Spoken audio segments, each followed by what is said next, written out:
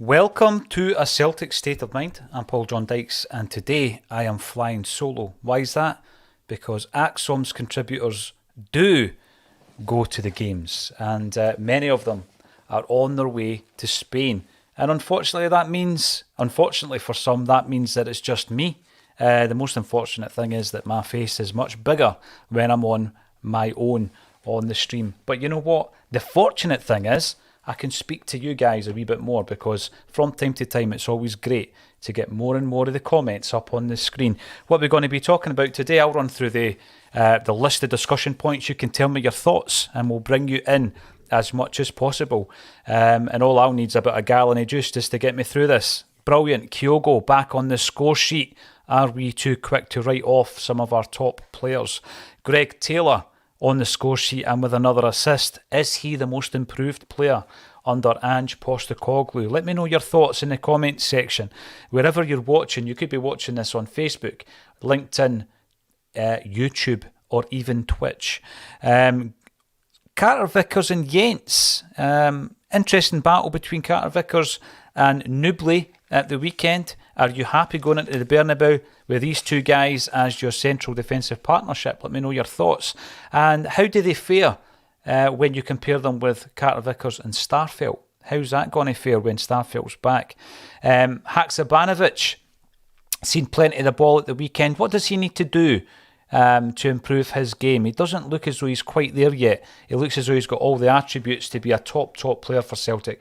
What does he need to add to his game to make him a top player? Let me know your thoughts on that. Matt O'Reilly, still looking impressive in the absence of Callum McGregor.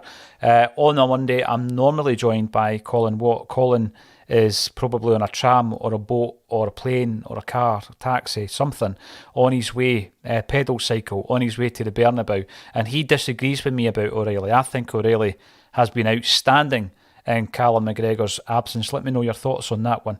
Giakoumakis missed another penalty. 1 year to the day since he missed one against Livingston before.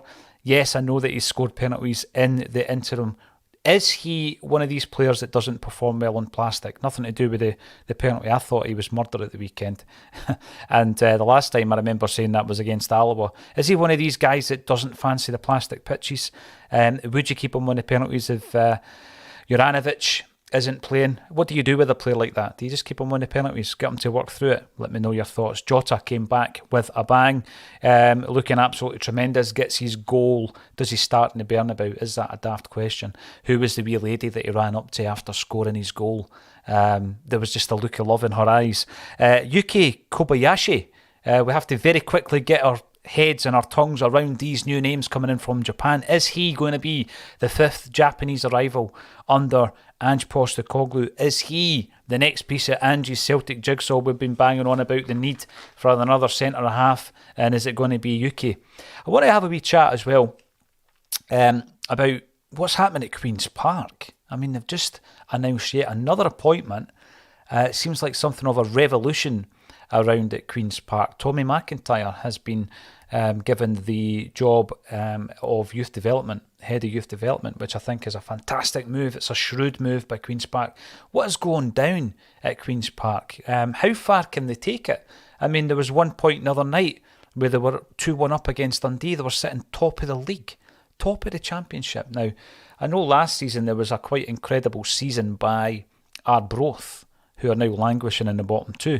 I don't think that's what's happening at Queen's Park. I don't think it's a flash in the pan. They've had two consecutive promotions. They're going for a third. What's your thoughts on that? What's your thoughts on the move by Tommy McIntyre to Queen's Park? And what are your thoughts rather on Celtic's youth development? We keep hearing about it. We bang on about it quite a bit on AXOM. Ben Doak is tearing it up at Liverpool at the moment. There are others to follow. What can we do to keep and develop the likes of Rocco Vata at the club? Let me know your thoughts. The foundation have donated 400 grand to aid those in fuel crisis across Scotland. Just a phenomenal gesture by the foundation, who do some incredible work, incredible charitable work. Give me your thoughts on that, and other kind of groups of people who could benefit this Christmas, because obviously AXOM will have our fundraiser, as always, our charity weekender, with the main focus being on a charity single that we've had recorded by the Wakes. I'm not able to play it yet because we don't have the final mix. We do have a very, very good mix. It's not the final mix. But as soon as we do that and we have the promotional video, we'll be obviously sharing it with you. And in the charity weekender, we'll be promoting that single throughout 24 hours of streaming so that you can download it and hopefully get it in the charts. You imagine that, going head to head with some of the big guns. We've got a game coming up against Real Madrid. We might cover that. What's your thoughts on it? Are we able to dream? Do we dare to dream that we could get a result against Real Madrid away from home? Why not? Lee Griffiths is back in the news. I touched on this over the weekend. He's going to be doing an in-depth sit-down interview with the BBC. Jonathan Sutherland tweeted about it today. Lee Griffiths is sitting in his back garden, looking a wee bit sombre. He must be feeling a wee bit unwanted at this moment in time. He has been training with Livy. What level can he play at? That's my question. Has he been too long out the game to come back and play at a top level? What does the future hold for Lee Griffiths? Why are we talking about him? Well, he's an ex-Celtic player. The last time he performed really well or scored any kind of goals was at Celtic. And we want to talk about him. What's your thoughts on Lee Griffiths? And finally, there was a fantastic video released by Sky Sports with Cameron Carter-Vickers, and it was all around Black History Month. And I mean, they absolutely nailed it. You've got to say, Gil Scott Herring is the soundtrack to this particular video with Cameron Carter-Vickers, who talks about Gil Scott Herring's dad, Gilbert, who played for Celtic famously, first black player to play for the club. And, you know, just watch the video. It's superb. I mean, we are quick to criticise some of the big broadcasters when they get things wrong. This time round, they got it absolutely spot on. Gil Scott Herring's on the front of he's on the bonnet of my car. The revolution will not be televised, or the irony of that. But basically what he's talking about in that song is that the revolution is a state of mind. It's not something you're going to be told about on the news, is it? And so that ties right in with what we do here at Celtic State of Mind. That's the discussion points. Let me know your thoughts, and I will get as many of your comments up on the screen as possible. Probably going back to the old school when we used to do this a wee bit more often. Jungle Lion, there you are. I hope you're doing well, pal. You're watching on YouTube. The hoodoo is over. The Rebels have won 100%. It is over. I mean, that was a very, very comfortable win at the Tony Macaroni. I asked Laura over the match day coverage. I asked her about Lee Griffiths. We'll be talking about him a wee bit later on. And she made a comment about he's more likely to be seen in Tony Macaroni than playing at the Tony Macaroni Arena. I thought it was a wee bit unfair. I said so at the time. Why am I so keen to speak about him?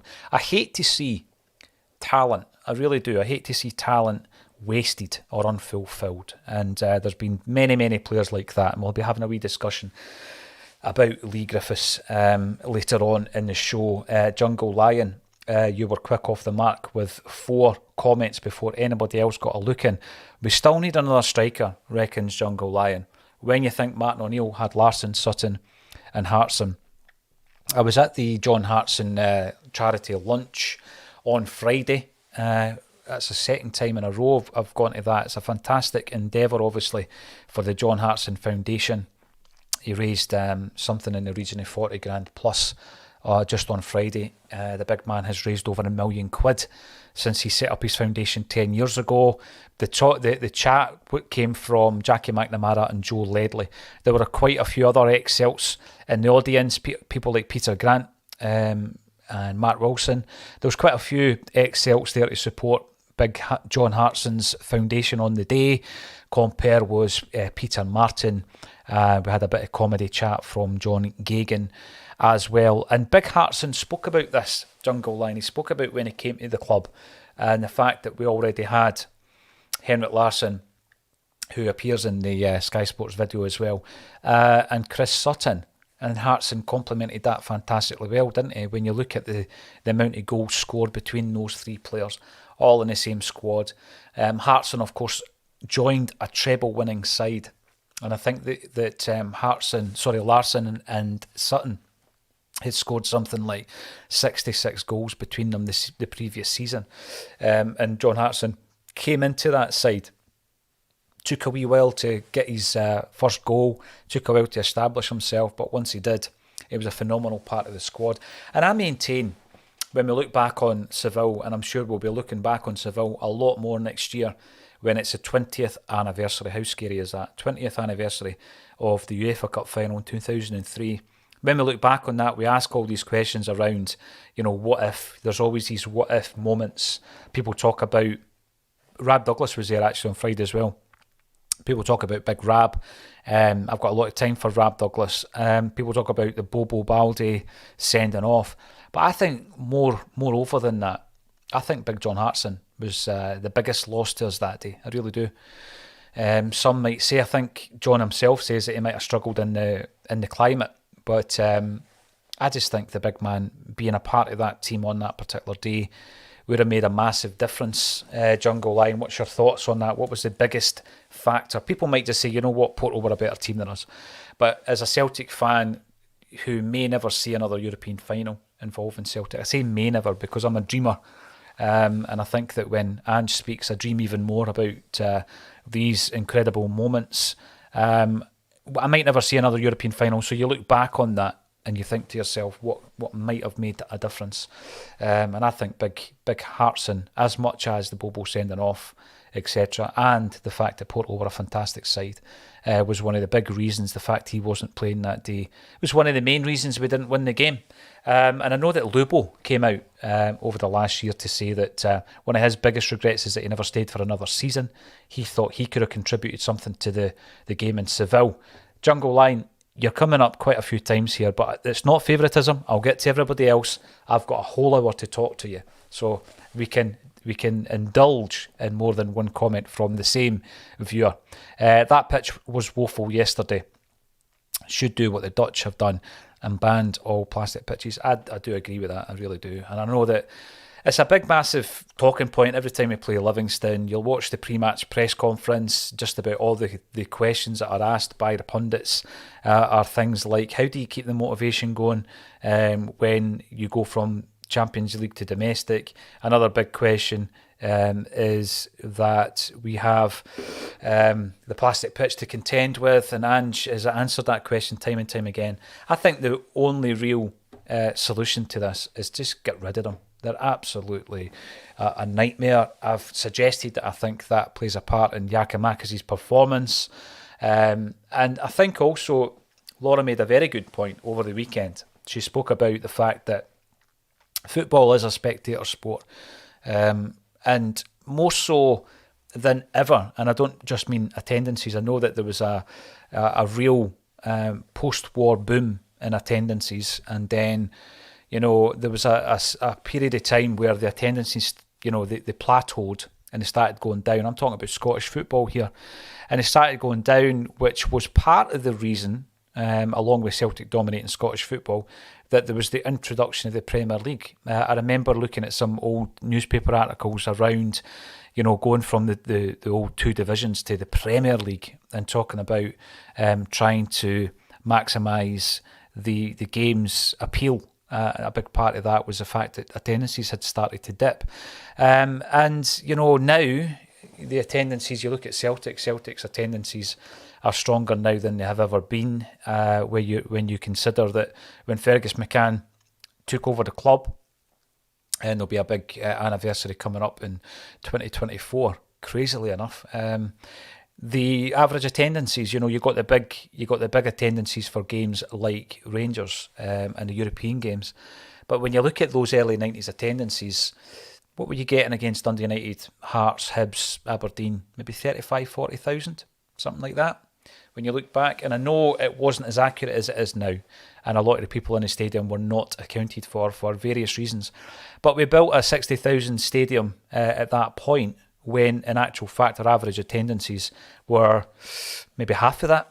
So the visionary that was Fergus McCann was in full flow at that time, and I think that now it is a spectator sport, and not only in the terraces but on the TV. And if you want to sell Scottish football, a big part of that's the aesthetic of it, and one of the things I hate is the sight of empty seats at football stadiums. And because, I mean, what kind of advert is that? And the other thing I hate the look of is plastic pitches. So even just the aesthetics of it aren't right. If you want to sell the game, let's sell the game on a grass pitch. Haksabanovic spoke about that. We will be talking about Haksabanovic later on in the show. There we go. Paddy, I've got to read through these. I've got terrible eyesight. There's the first thing.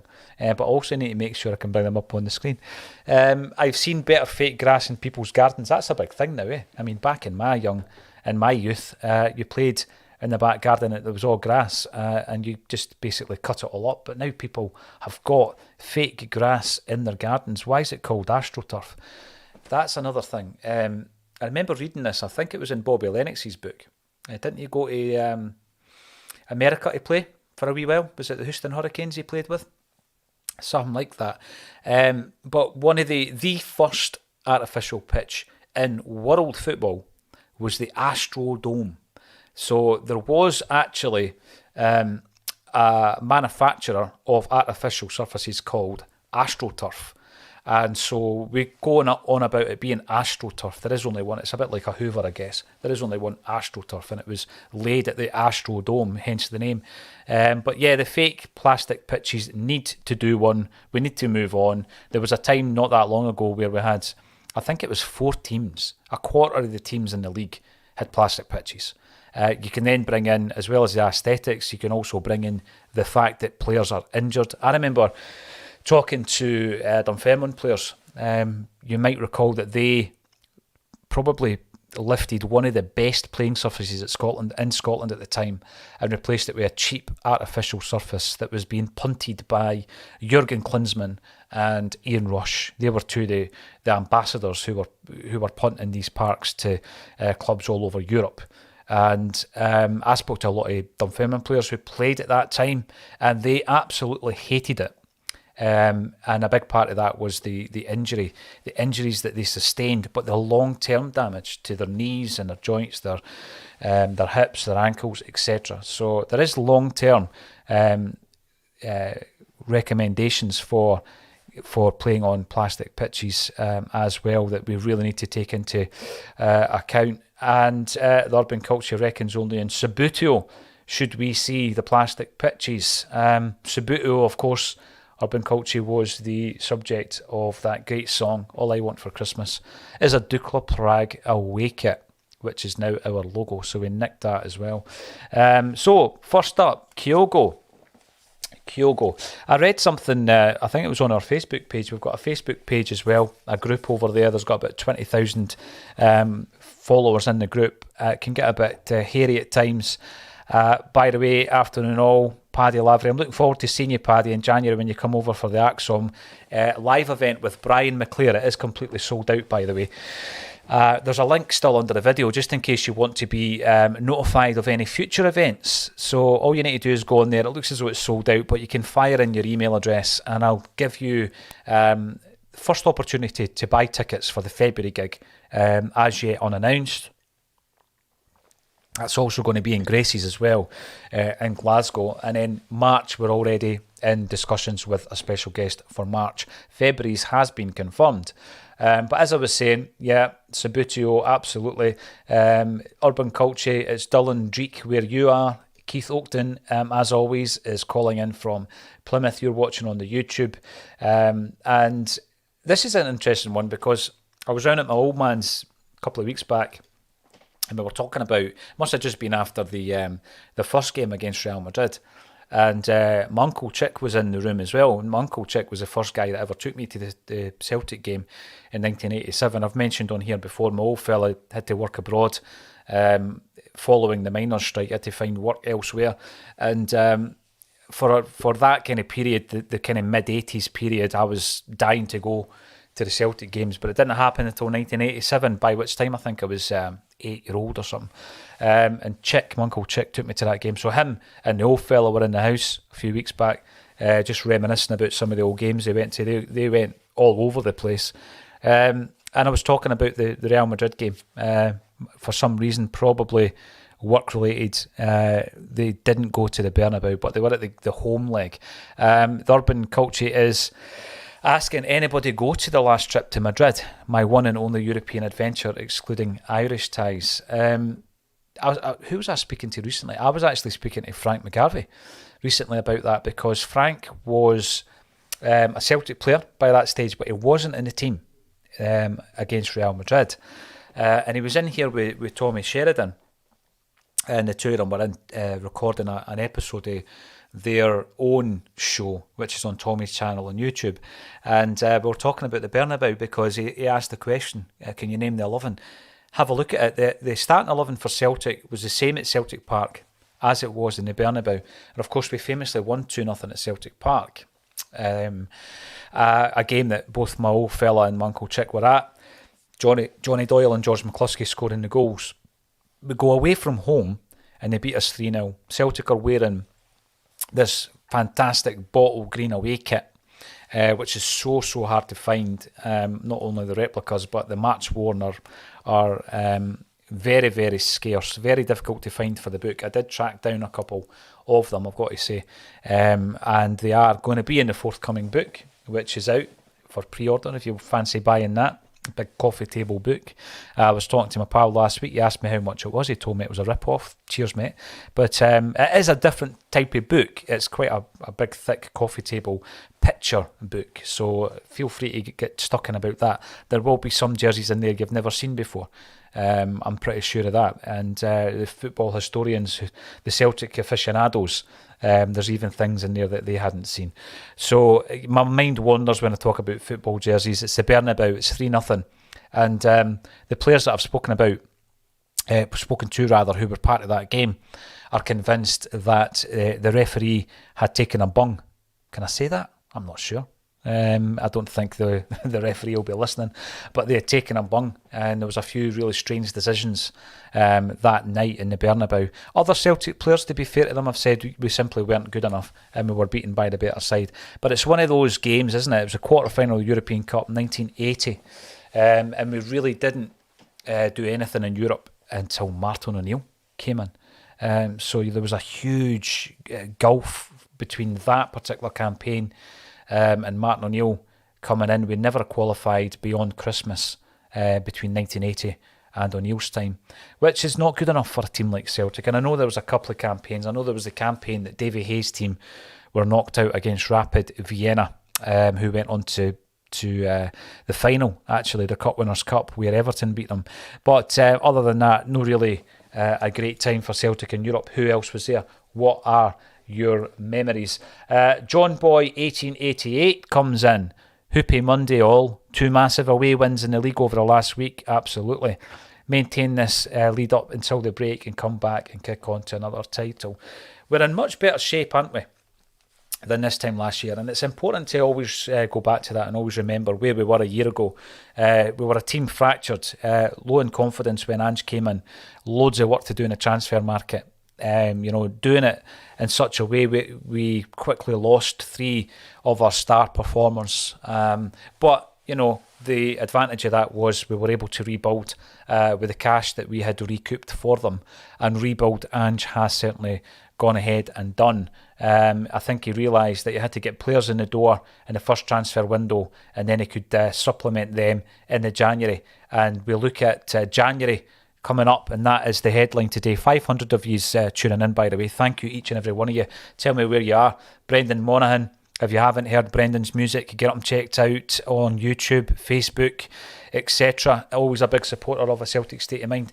And you are currently in the Netherlands. Are you travelling to the Bernabeu, just taking a wee diversion, or are you out there gigging? Let us know, Brendan, and check him out, as I say. John Sweeney, great result yesterday, and let's keep our 4-point lead and hopefully extend it by the World Cup break.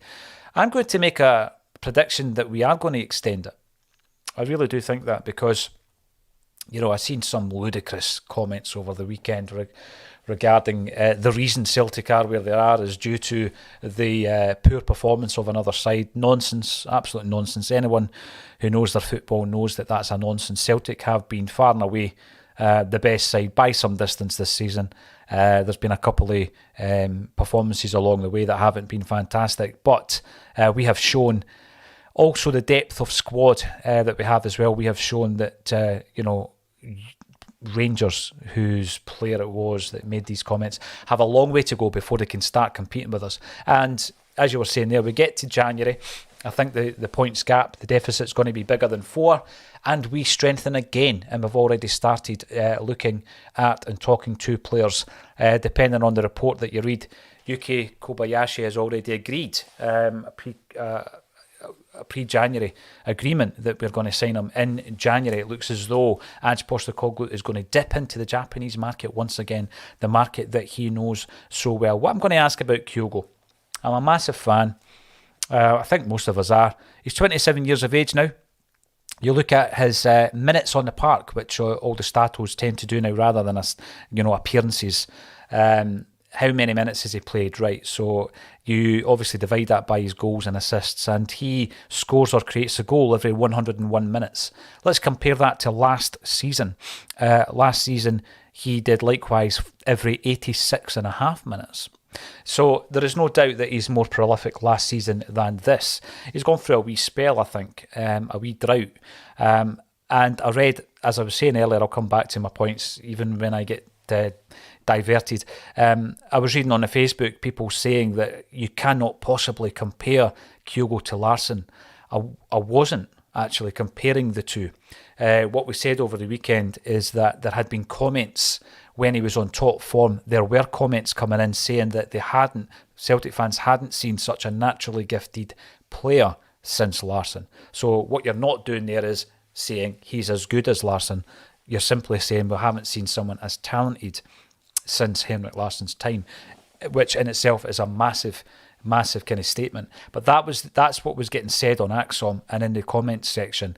I followed that up by saying that perhaps we haven't seen as good a two-footed player since Lubo Moravcik. And the very fact that we're talking in the same sentence, and we're including Kyogo in the same breath as Lubo and Henrik, speaks volumes. But my point was, I think that we're too quick at times, myself included, we're too quick to criticise some of our players. And we really need to just look on their previous performances to realise that they're maybe just going through a temporary bad patch in a Celtic jersey. And Kyogo was getting a bit of stick, wasn't he? Before the game, big discussion point was whether or not he should have started. And I seen a lot of comments saying Giakoumakis needs to start these games, he's more physical, it's better suited to him. I don't think that came to fruition at the weekend, because Kyogo played particularly well. I thought his work off the ball, as always, was fantastic. His defensive work was fantastic. He scores a goal, and it's a harder chance for him to score, albeit against lesser opposition, than the one he missed on Tuesday night. My question for you guys and girls is, can he step up to the Champions League level? Because I think if there's a small group of players that haven't really performed at that level this season, I would probably include Kyogo in it. And I would also say Abada is probably one of those players. And people might think I'm being harsh, he's only 21. I get that, but O'Reilly's only 21. And O'Reilly has had less games for Celtic, but he has stepped up to the standard and to the level of Champions League football. So my question for you is, can Kyogo do the same? What better time to do that than against Real Madrid? And because the Axom troops are all away to Madrid, most of them, that's why I'm on here on my own. But you know what, every now and again it is quite enjoyable to get stuck into these comments. We have Paul McLaughlin. Is that Paul McLaughlin? 3 wins before the break set us up nicely. Absolutely, yeah. And Facebook user, apologies I can't see your name. Happy Mondays, Paul. Yeah, we do love a bit of the Happy Mondays in more ways than one. And it will be fantastic for me to share a stage with Sean Ryder later on this month. If you're in Glasgow or the surrounding areas and you fancy hearing Sean Ryder's pills and thrills and bellyaches stories, come along. It's on the 18th of November, a Friday night. It's almost sold out. There are some tickets available. And it's in a brilliant venue called Barra's Art and Design, just behind the famous Barrowland Ballroom. Cracking venue. And it's an audience with Sean Ryder. So it's bizarre that, isn't it? That I'm going to be sharing a stage with a man who probably the Mondays are in my top 5 bans of all time, and I'm going to be sharing the stage with Sean Ryder. Crazy, crazy stuff. But you know what? I'm really looking forward to it, and if you want to buy a ticket, the links are on the pinned tweet, I think, on my own Twitter page, as well as the State of Mind page. So yeah, get involved in that. Come along, say hello. Joe Allen, always happy to see more defenders coming in. Another from Japanese market as well. Could be another massive steal. Well, I've been speaking about the success of the signings that we have made from the Japanese game, and I love the fact that we have someone based in Japan, Liam, who regularly contributes to Celtic State of Mind. Liam is a permanent member of Celtic Down Under, the Australian Celtic podcast, and we do have contributions from Liam on a regular basis. He gives us the kind of take and the gist on various players, so I'm looking forward to him telling us all about our apparent new recruit. There is no doubt in my mind we need a centre half. That much is sure, and I think we also need another striker, because we're only one injury or a wee bit of poor form away from maybe having an issue. The next subject I'll come back to, Kyogo, once the comments start flowing in. The next subject is Greg Taylor. He scores a goal, a fantastic goal it was as well. He gets an assist as well, which was a brilliant bit of football to set up Kyogo. Joseph Kelly comes in. I hope Greg Taylor has a similar season to Ralston did last season. And you know this, I almost made the title of this particular broadcast, is Greg Taylor the most improved player under Ange Postecoglou? And I'll tell you what, there's a few contenders for that. So who we got? Well, we've got the aforementioned Tony Ralston. We've gone on about Tony Ralston time and time again, and rightly so on this particular show. Tony Ralston was written off by just about everybody. I remember a game he played against Livingston when we were down to the bare bones. I think there was 13 players not allowed to play due to our trip to Dubai. Remember those dark old days? Tony Ralston came in, and I stated on the post-match that he was the best player on the park, and I was slated for it. Slated for even having the audacity to suggest that he had a good game.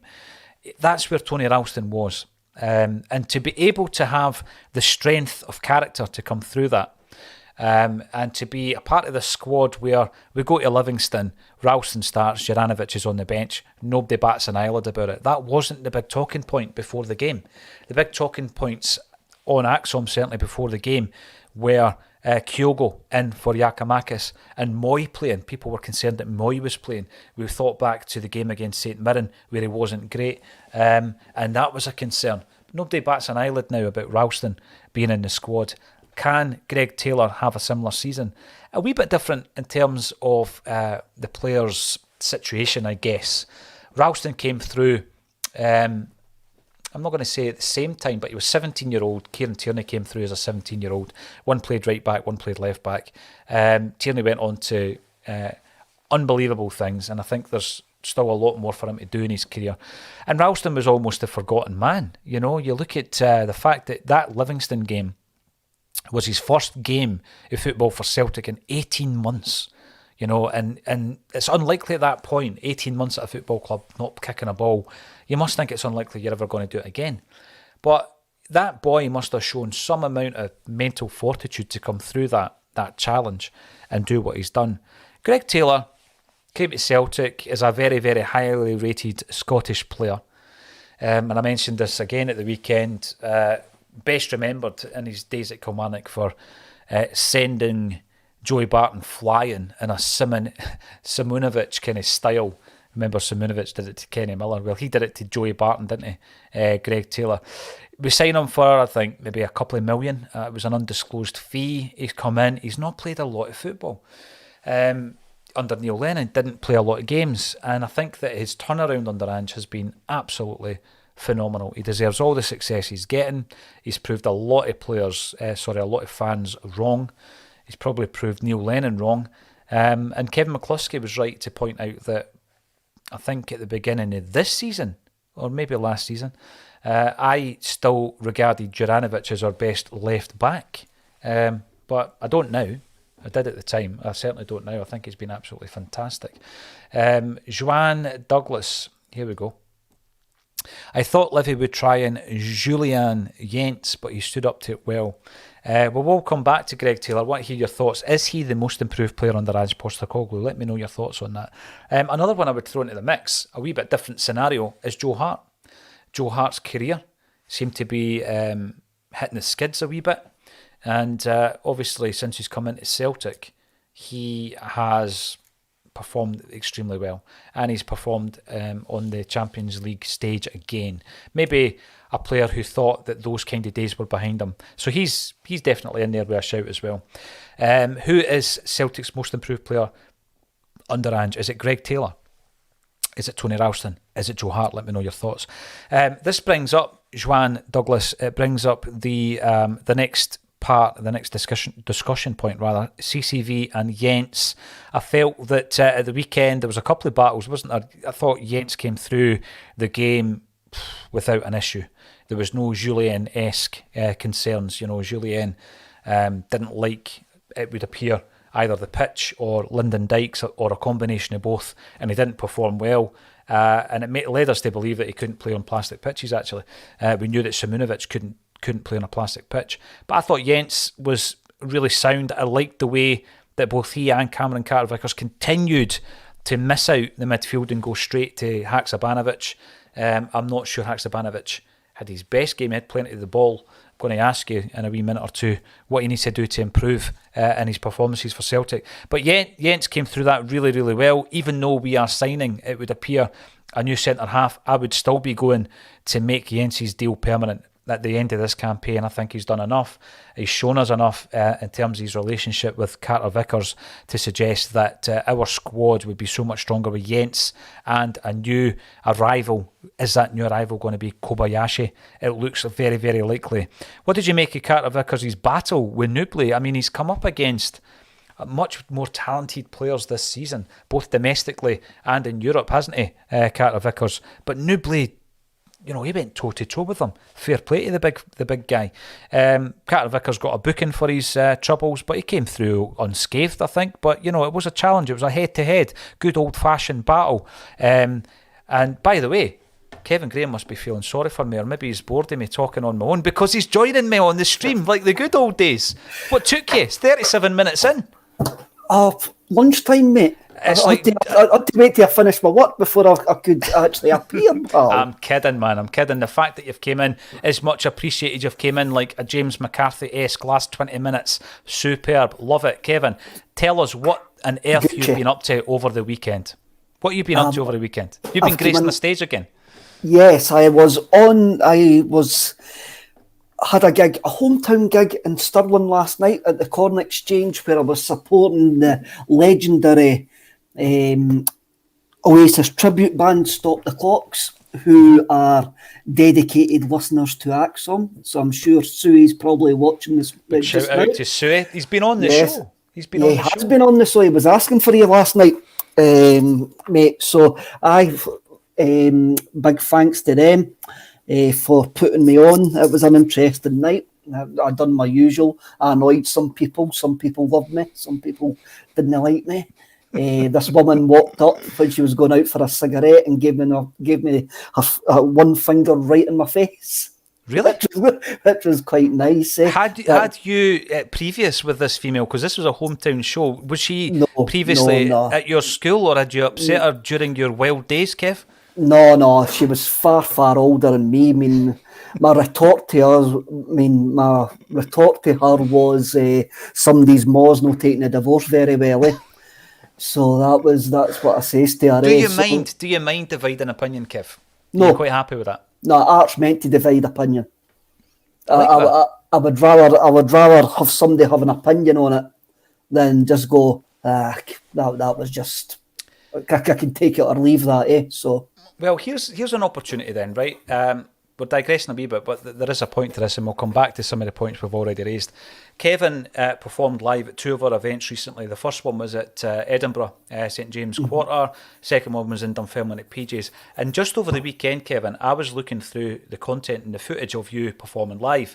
Due to the fact that we had an incident on health grounds a couple of weeks ago, our videographer has actually left A State of Mind due to health reasons, which is very unfortunate, and we wish him all the very best. But what that does do, Kevin, is it opens up an opportunity for someone who, regardless of your experience, you could have maybe just graduated from a videography course at university, for example, or you may have been in the game for a long, long time as a freelancer and you fancy a full-time gig. We've got a Dalkeith studio, which Kevin has been at many, many times. We have all the equipment here. We've got the studio suite in terms of the program that you use. And at this moment in time, we're working with some freelancers to get our content edited and filmed, Kev, because obviously we've got a lot of commitments in the diary. But we are actively looking for a new recruit to the team. And that new recruit, this shouldn't put them off, will be looking at Kevin Graham's performances in these two gigs that I mentioned earlier and bringing them together for a couple of promo videos for yourself, Kev. So there you go. I've thrown it out there. I'll be putting a wee advert on LinkedIn and eventually we might put it out in the socials. If you know anybody, a son, a daughter, a pal, you might be listening in and you want an opportunity, full-time gig with A State of Mind, which obviously encompasses a Celtic State of Mind, Kevin. Some of the stuff we've done recently, we've done music videos, festivals, interviews. We are going to be filming the Microdot event down at the Salford Lads Club at the end of November. You'll be coming along to film the Sean Ryder gig in November. If you fancy it, get in touch. Great opportunity, Kev. Brilliant opportunity for somebody under very difficult circumstances. This opportunity has arisen, and best wishes to Kelvin in the future. I mean, it was a horrible young laddie too. So get involved. You'll get to listen to my rubbish more times than usually see me live as well. It's something, and you might even get the chance to film me at one point. I quite enjoyed it though, Kev, because there was a bit of to and fro between you and the crowd. There was a bit of interaction. If someone's going to heckle Kevin Graham, expect a wee bit back. That's all I'm saying. All the best to Kelvin. What I would suggest is everybody out there who's listening, if one person heeds a wee bit of advice from me today, I think it could make a massive difference. Learn CPR. Learn CPR. Do it. I used to do it in a previous job and I was very lucky because I knew what I was doing. But anybody out there, Kev, learn it because you never know when you're going to need it.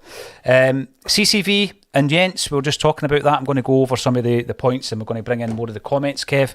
I'm going on about them being a fantastic partnership, but I still want to see a new centre-half coming in. Is Kobayashi your man? Well, I says that we needed a left-footed centre-half at the end of last season. That's what I thought should have been a number one priority. So either the left-footed centre-half wasn't available that they wanted, or you're a... Was it Mags? No, definitely no Mags. I think, has Mags not passed away? Possibly. No, definitely she wasn't for the artwork. No. I wanted a... Some may call it poetry. I just call it ranting into a microphone. Could I expand on that? Yes. John Cooper Clarke, if he was for the rap block, or wherever I'm for Bannockburn, mate. I'm for Bannockburn, mate. Listen, mate, I don't want to get territorial. I know how difficult that can be, even in the villages where I'm from. A Bannockburn version. There you go. That's what I would say. Put that on your next poster. Well, I'm definitely going to put on my tour poster the boy that came up to me and says, "Your poetry offends people." And the boy actually meant it as a compliment, and I took it as a compliment, even if he wasn't meaning it as a compliment. I took it as a compliment anyway. Get it on your t-shirt, honestly. Absolutely. So the left-footed centre back, I've always said that we needed one. It's probably the only time that Ange Postecoglou would ever agree with me. So bring it in, but I like the partnership. I like CCV and Jens, but I think it just proves that you could probably play me alongside CCV, and I could probably look a half decent centre half.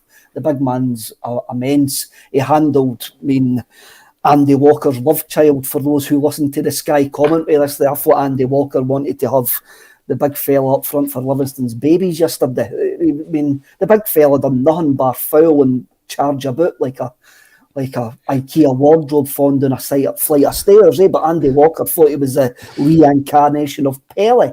Are you talking in Nubly? Yes, I knew, but I couldn't remember his name. Liam Collo makes a point. He would Who probably. was the big fella that played for Hearts? It wasn't him, was it? No. No, big. I can't remember his name, but I mean, I take it every summer. Livingston's scouting report is go and get me the biggest centre forward we can find, who can maybe run about a bit. I thought our centre halves handled them easily yesterday. That's probably a game at Livingston that we were maybe all worried about, and it was really, really uninteresting. It was really boring. It was comfortable. Yeah, and I was really quite glad of that. I was glad that there was nothing there. Like, there was nothing there at all. It's a kind of game, if I didn't have any emotional attachment to it, I probably would have switched off as soon as the second goal went in. That's like the type of...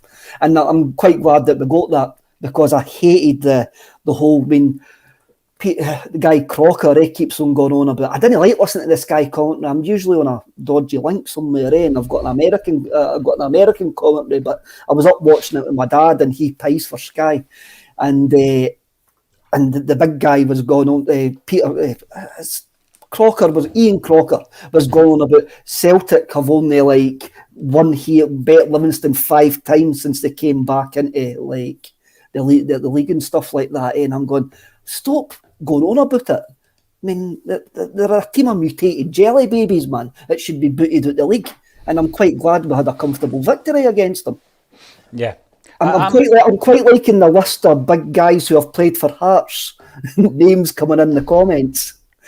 Chris Nades came in. Mark De Vries, he was actually a player. I like De Vries.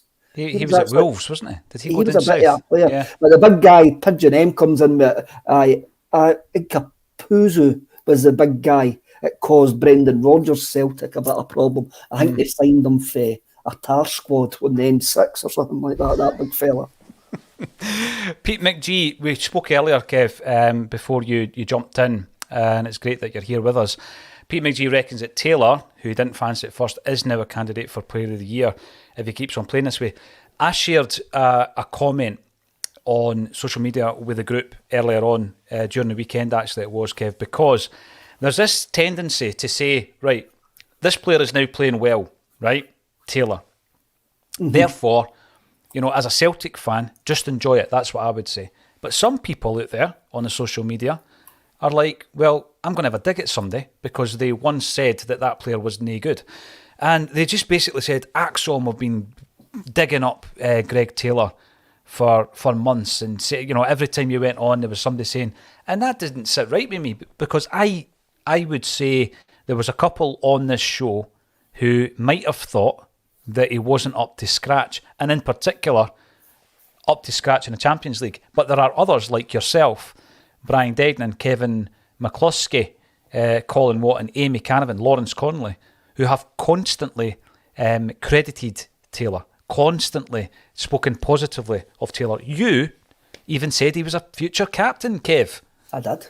So, I mean, the narrative, we've got to watch that. I tend to ignore a lot of the stuff that's abusive and all that, but if somebody comes away with something that's just not true, you've got to respond to it, and that's the reason I did respond to it, because that's not the case. Taylor, I don't think, was fancied by everybody, but there was plenty in the Axon team who praised him, and you were fulsome in your praise, Kev. The one thing I do with Celtic players, I judge them what they do in a Celtic jersey. And I always felt sorry for, and this has been disagreed with in the comments quite a few times when I actually say this, but Greg Taylor's problem that he was falling on from a generational talent.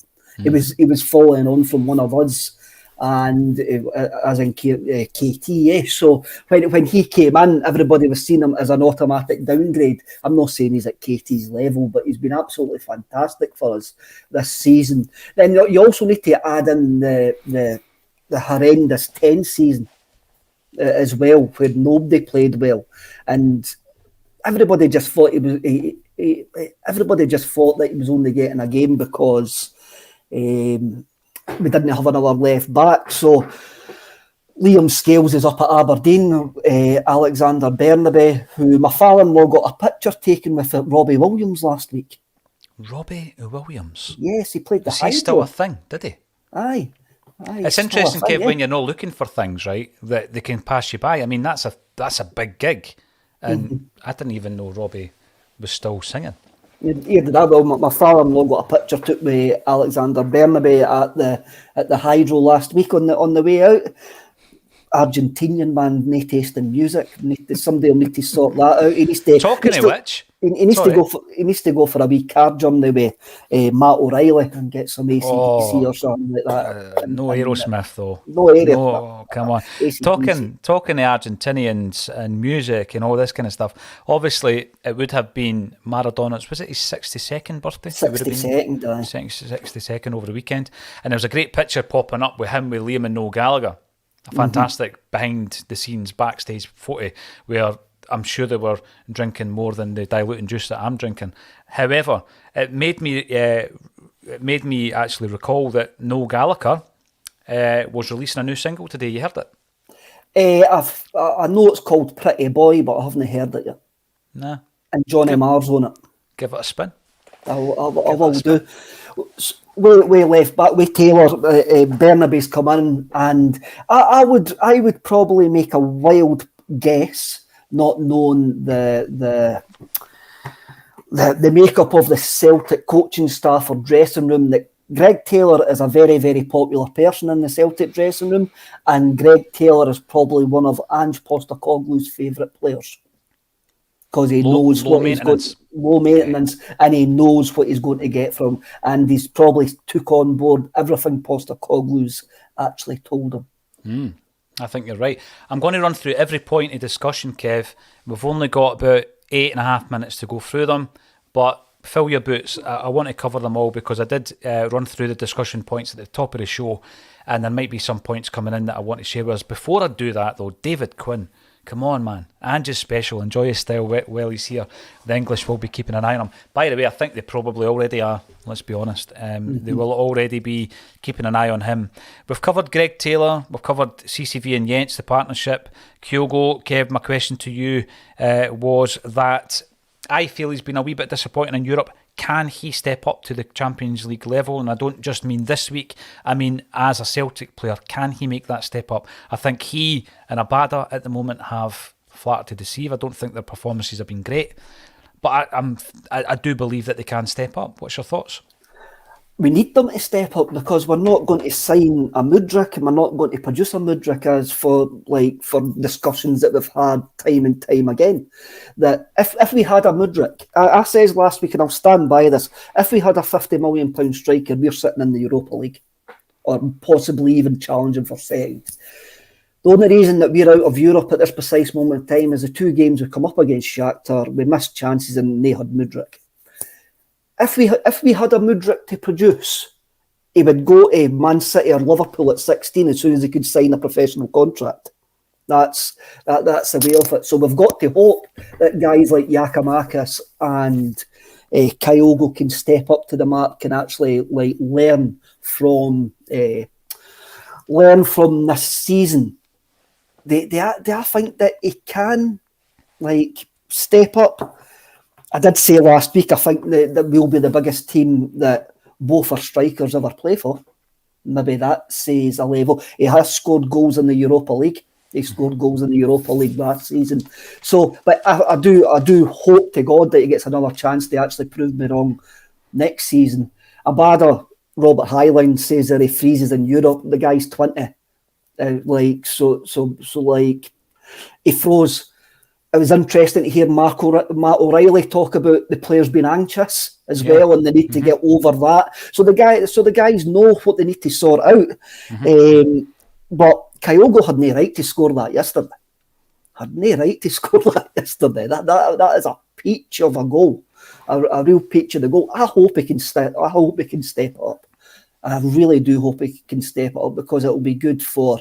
It will be great for Celtic, basically, and be good for the Japanese market. And folk are talking about Postecoglou. Really, folk are talking about Postecoglou. I wouldn't be surprised if another manager appears in the British Isles from that neck of the woods very, very soon. Japan, Australia, or somewhere like that. I think Postacoglu's opened the door. Yeah, I'd agree with you, Kev. And football's like that. I mean, in all walks of life are like that. You wait until somebody at the forefront makes a change or a decision and it works, and then all of a sudden everybody follows that. That's why I guess I've been disappointed in many ways that Celtic have not signed a player. And by the way, I know we didn't sign Nakamura from Japanese football. I'm talking about he's a Japanese footballer who had already gone to Italy. I get all that. But we hadn't tapped into the Japanese market, Kev, between Nakamura leaving 2009 and Kyogo joining in 2021. There must have been talented players throughout that entire time that we've missed out on. And you ask the question, Liam Carrigan speaks about it, why on earth didn't we scout in that region? Why on earth didn't we recruit from that region? And I think it comes down to laziness in many, many ways. We've then brought somebody like Ange in who's got that incredible knowledge of that game from that part of the world. And, you know, Ideguchi, question marks over him, but everybody else that's come in so far has been absolutely revelationary. Look at this, Jungle Lion. Is Taylor Celtic's Dennis Irwin? I'm bringing that up because Dennis Irwin, for me, was one of those players from the 90s when I used to love English football, Kev. He just always gave you a 7, Dennis Irwin. He was superb. Did you know he played for Wraith Rovers for one game? Did he? I didn't know that. Yes, he did. He played for Wraith Rovers in the Ronnie Coyle testimonial game. Remember? Starks Park? Aye. Ronnie Coyle, ex-Celt. Went to Wraith Rovers. In fact, I'm sure he was part of the 94 League Cup winning side when they beat us in the Coca-Cola Cup final. Dennis Irwin was a guest for Wraith Rovers in that game. There you go. Sorry. I think guys like, when you look back at that Man United side, you had Dennis Irwin, then like him or absolutely loathe him. You've got Gary Neville. Gary Neville was probably the first name on Alex Ferguson's team sheet for a number of seasons. I like Gary Neville. But as a player as well, I just like, as you say, low maintenance, absolutely low maintenance, and it wouldn't surprise, as I say, it wouldn't surprise me if Ange Postecoglou holds up Greg Taylor as a sort of poster boy of the type of player that he likes to deal with. Absolutely. Now, I say I like Gary Neville because I've been watching his overlap on YouTube. I would recommend it. He talks to a lot of interesting players. But one of them that comes to mind, and it's in relation to a player I want to mention to you, Paul Scholes does it. I think the interview's about 40 minutes long. Basically, Gary Neville and Paul Scholes walk around a park in Oldham, Kev, and they're getting followed about with a film crew. And I didn't realise, maybe because my knowledge of English football is not what it was, I didn't realise that Scholes, there was a few wee points in his career where he was drinking too much, his diet was rotten and all that. I just thought he was one of those absolute ultimate professionals. I had that in my mind. Playing under Alex Ferguson, you wouldn't get away with it. So to watch it, because he does talk about that professionalism and the fact that probably he, more than anybody else in the squad, should have been more of a professional because he wasn't built for football. So he would look at players like Gary Neville, Phil Neville, Nicky Butt, David Beckham, and he knew that all these guys were built for the top level of football. They were athletes, whereas Paul Scholes was a wee fat guy, his words. Yet his diet was really, really bad. He drank too much. He was drinking before games and everything, right? It all comes out in this interview. It's really good. But it takes me to the point I brought up at the top of the show.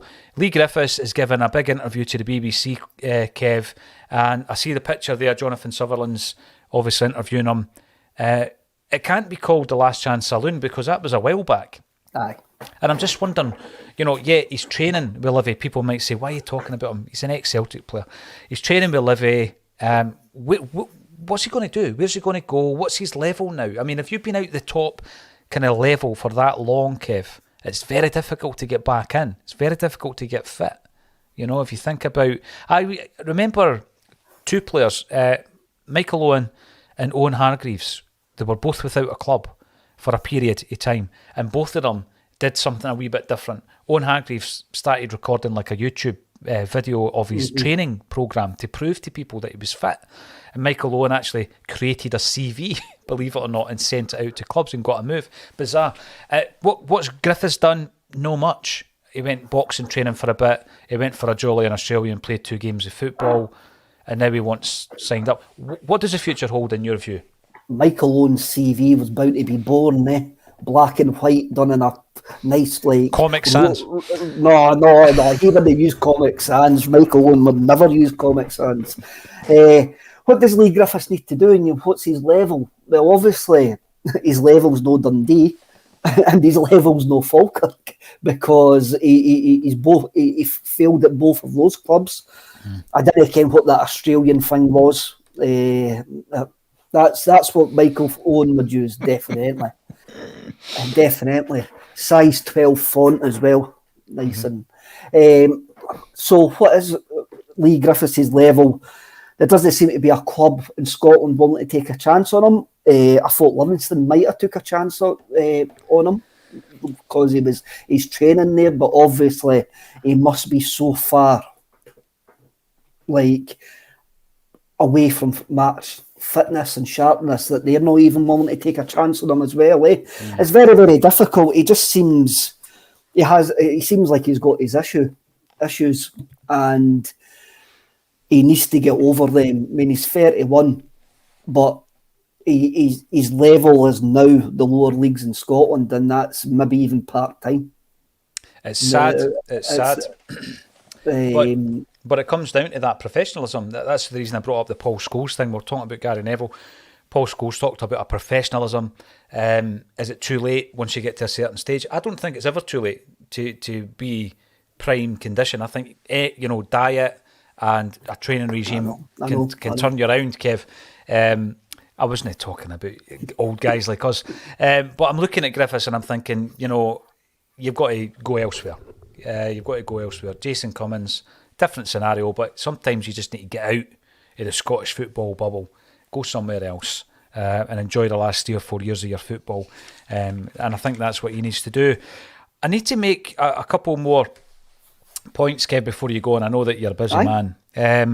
Black History Month is coming to a close, in actual fact. If you've not been following Celtic Curio, then have a look at his artwork on his Twitter page. There's a brilliant video that Sky Sports have done with Cameron Carter-Vickers. Have you had a chance to watch it? I haven't, but my dad told me about it yesterday, and I went like to him. I said, surely they had Gil Hearn in it, and he went, no, my dad must have started it. He says, no, it started with Paul Elliott. And I'm going, surely Sky wouldn't have made the mistake of missing, no, he says it started with Paul Wilson. My dad went to school with Paul Wilson. He says it started with Paul Wilson. I went, did they miss Gil Hearn, it's good. I don't know if you've maybe seen some of the comments on Sky about Sky Sports. The reason that a lot of their down south viewers are cancelling it is because they keep on focusing on social issues. I want to watch Sky Sports News to see who's going to be playing for Chelsea at left back. I didn't want to be tell about Black Lives Matters. And you see hundreds and hundreds of that on Twitter. And it's quite weird. But well done, Sky. Well done, Cameron Carter-Vickers as well. It's seemingly came across very, very well in it. Aye, it has. Like you say, right? I mean, it's soundtracked by Gil Scott-Heron, which is just absolutely phenomenal. You'll know that obviously he played alongside his dad. Played alongside Neely Mockin, Kev. Yes. Back in the 50s, and he also spent some time at Third Lanark. Played at the old Cathkin Park at Third Lanark. There's a few pictures of him there, as well. He was a prolific goal scorer for a Detroit side called the Detroit Wolverines. There's a fantastic picture I'm playing for them as well. But yeah, check out the ads, check out the wee video. It was fantastic. They rightly referenced the likes of Paul Elliott, Paul Wilson, Henrik Larsson, Bobo Baldi, and others. Paul Wilson suffered absolutely terrible racial abuse throughout his career at Celtic. He was 12 years at Celtic, one of the Quality Street kids. And Paul actually came to my book launch back in 2013, Kev. Came along to Celtic Park.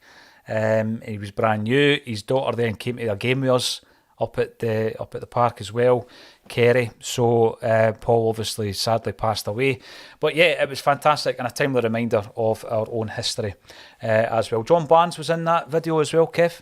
Big Barnesy, you'll remember the wee set to him and I had on an Axom previously. One last thing, yeah. Kevin Graham is appearing on stages all around the place, and he's been on the Celtic website, you've been on the Celtic socials, you've done that collaboration with the club for the 6-2 game. Fantastic. And Axom does love its music, so we will take this opportunity to mention the fact that we have recorded a single. This is bizarre, Kev, isn't it? But we've recorded a single. Kevin and I are not on it. We are firmly behind the scenes. But the Wakes have re-recorded a song that was originally written by Gary John Kane of the Proclaimers and JJ Gilmore of the Silencers. We've re-recorded it. It's sounding pretty epic, Kev. I think you've heard it. You're going to agree. I don't know. What's your thoughts? Yeah, I've heard the mix that he's done last week. And it's the difference between the rough mix that I heard and this mix is utterly fantastic. And I'm not just saying this because, I mean, I'm only a little bit involved in Axom and that, but I think it will be sung up and down pubs and clubs in Glasgow. It will go into the Glasgow folk scene. Oh, I'd love that. I think it will, because it's got a great chorus. An absolutely fantastic catchy chorus. Aye. Were you with me that day, Kev? We were in Malone's and Danny Kelly sang Kevin Miles's song. Aye. And we spoke about the fact that it had actually entered the Celtic Songbook, which is a hard thing for any song, particularly modern songs, to do. But Danny sang it. It was tremendous. If that ever happens, it'll be a very proud day for everybody at Axom. We're doing it to raise money for charity. We gave our latest donation just last week, Kev. Took us up to 83 grand raised for charities. And hopefully this song will push us towards 100 grand for various charities over the Christmas period. So we'll keep you updated with that. What's this? Axom Feed the Govan Stadium Tour to come. Listen, stadium tours could happen. You never know. We're in. What we can say about this charity single, there's no Bob Geldof. There's definitely no Bob Geldof. No, there isn't. And Phil Collins doesn't play the drums. He's not playing the drums. You know, we did have a kind of thought process, Kev, right? It would be pretty cool to have all the Celtic heads on a single. That would be tremendous, right? But see, logistically, you mentioned a couple of guys there. You've mentioned, it was a massive thing for kids in the 80s, right? Live Aid, Band Aid.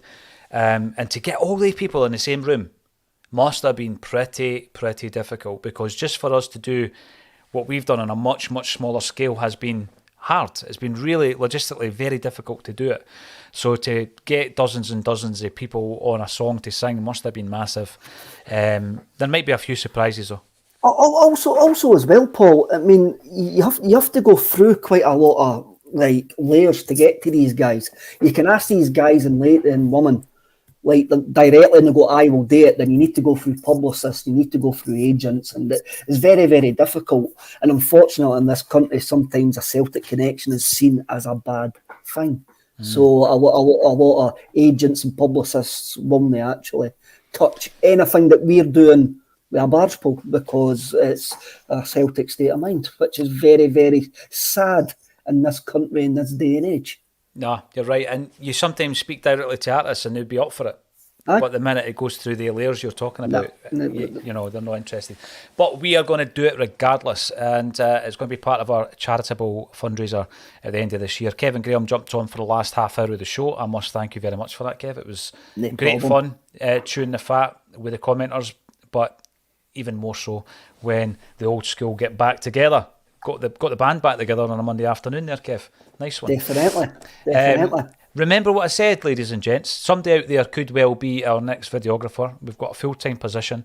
The opportunities that you get when you come in are massive. I mean, Kev, you know, we recorded a session with Michael Head, for example. Massive. Gaz Whelan from the Happy Mondays. We do a lot of live stuff as well. We're recording music videos. We're recording interviews. At this moment in time, the Stuart Braithwaite interview is being edited, Kev. Obviously frontman with Mogwai. So you get loads of opportunities. It's a great environment. It's a great team, small team. And if you know anybody who is qualified in the art of videography and video editing, then let us know. I've not advertised this job. Thought I'd throw it out on Axom bulletin first. I'm sure there will be plenty of people out there who would love the opportunity.